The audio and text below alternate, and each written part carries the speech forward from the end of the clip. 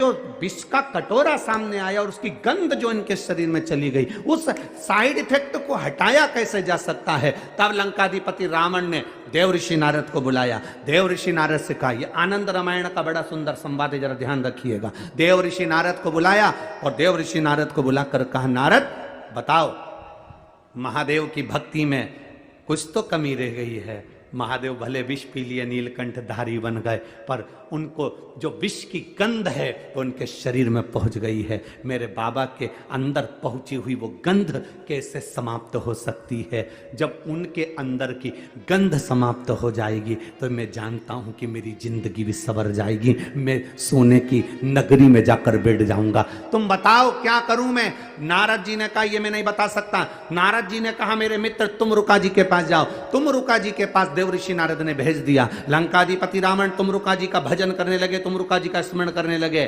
शंकर का कोई उपासक, शंकर का कोई भक्त, शंकर की चर्चा करने वाला, शिव की भक्ति में जनता को, जनमानस को, भक्तों को डुबोने वाला, शिव के स्मरण में रमने वाला, शंकर के मंदिर में रोज एक लोटा जल चढ़ाने वाला, इसका केवल एक सानिध्य मिल जाए, इसका केवल एक दर्शन भी हो जाए तो समझ लो कि तुम्हारी जिंदगी सार्थक हो गई, तुम्हारा जीवन सार्थक हो गया। आज लंकाधिपति रावण तुमरुका जी का दर्शन करे हैं।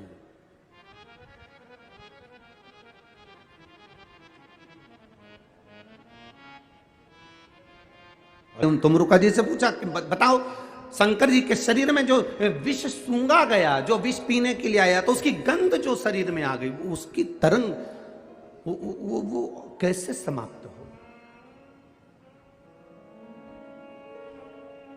तुमरुका रावण दशानन 10 ग्रीवा सुनो।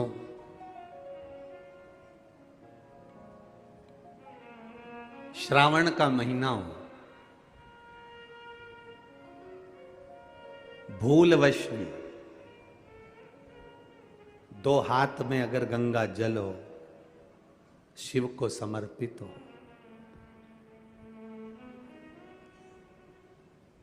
शंकर के सुगंध विष की जो गंध अंदर गई है वो समाप्त होती है।